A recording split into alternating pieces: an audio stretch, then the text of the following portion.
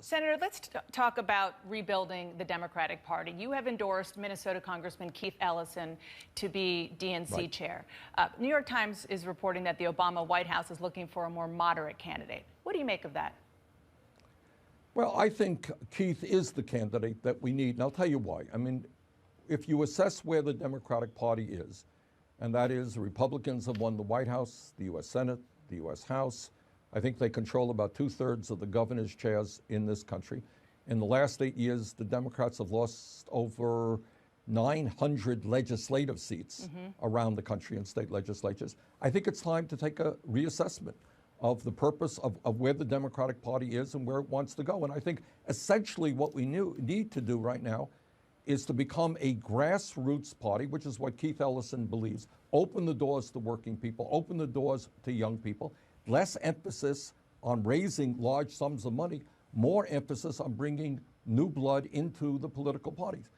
And I think that if you look at the issues that we talk about, whether or not we're going to give tax breaks to billionaires as the Republicans want, whether we're going to expand Social Security, making public colleges and universities tuition free, deal with climate change. Those are issues that the vast majority of the American people support. We should be winning their votes. Got to figure out why we're not right now. And you've been talking about this around the country, about how to move forward. I want to play something that you said in Boston last week. Take a listen.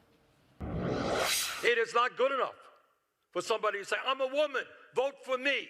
What we need is a woman who has the guts to stand up to Wall Street, to the insurance companies, to the drug companies, to the fossil fuel industry. Senator, was that a dig at Hillary Clinton? No, it really wasn't. What it was is to say that, in my view, we need more women in elected position. We need more African Americans, more Latinos. We need a more diverse government. But at the same time, it is not good enough to say, somebody is a Latino, somebody's a white, somebody's a black.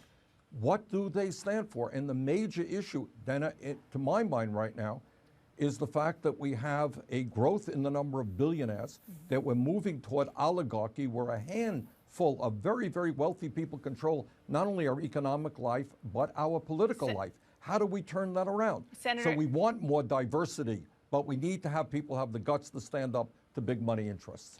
Nancy Pelosi is facing a leadership battle this week within the House caucus. She has at least some opposition, including from Congressman Tim Ryan. Do you think it is time to replace Nancy Pelosi? I will leave that to the, I was in the House for 16 years. I'm not in the House right now. I'll leave that to the members of the House. Do you think, though, and Nancy is a friend of mine. I think she has done a very good job, but I think that is an issue the people in the House will have to decide. But you've been very outspoken about what the party you just were needs to do to move forward. Do you think that she is the right leader to rebuild the party that you envision? Well, again, you're going to have fewer than 200 people who make that decision. Those are the Democrats in the House, and they will have that debate, and they will make that decision, not for me to make.